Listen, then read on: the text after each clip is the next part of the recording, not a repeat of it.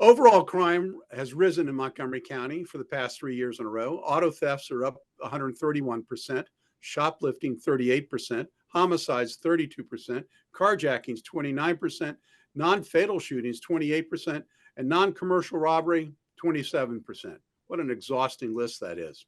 As Lee Holland, president of the Fraternal Order of Police, Lodge 35, stated, people just don't feel safe in their communities. To combat this rise in crime, both houses of the Maryland General Assembly have passed versions of a reform package aimed at juveniles. Maricé, in response to an increase in crime, particularly juvenile crime across the state, the General Assembly has passed these competing bills that work to improve accountability. Does this anything adequately address the problem with juvenile crime? Thank you so much for that question, Casey. At first, I just want to give kudos to Fraternal Order of Police President Lee Holland. I think he's a breath of fresh air. He's a millennial, and I have a great relationship with him. It's my understanding that, these two bills, the House bill and the Senate bill, they're both being sponsored by the president and the speaker. That is a huge signal that something is going to pass. Okay.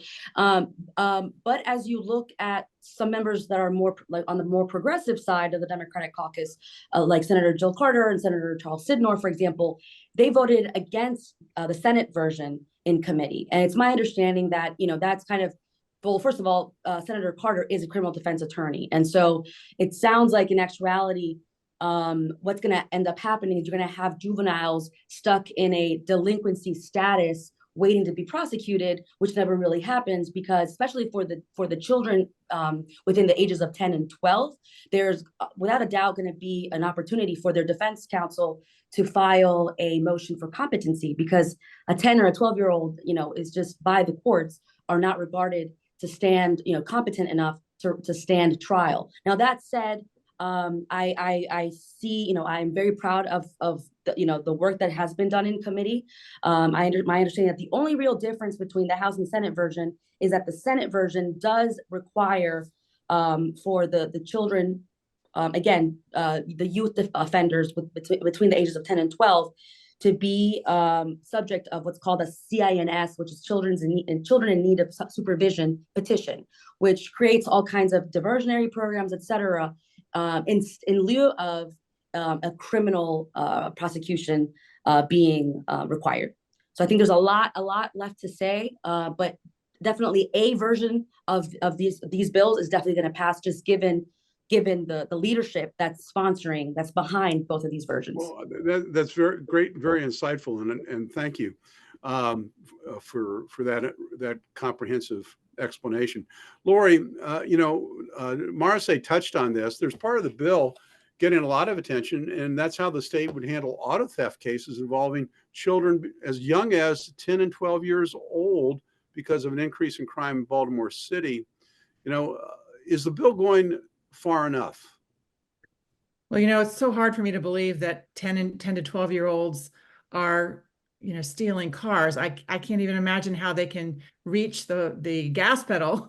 They're too short for that, probably. But it's happening because of policies that Democrats have passed to really let them have a pass when you're under 13 and you commit a nonviolent crime. There's no repercussions. So I know Republicans are supporting these two bills generally. They want diversion programs for kids age 10 to 12. But we really need to have accountability more than that. We need to have some form of punishment for these 10 to 12-year-olds that are stealing cars. We can't allow this to continue. So it doesn't go far enough. These bills need to go further, but at least it's a step forward. Well, it was interesting. There's, a murder case that occurred in Prince George's County where someone was shot on a school bus, and the young person who committed the crime is being tried as an adult and sentenced as an adult because of the poor quality of the Juvenile Service Administration.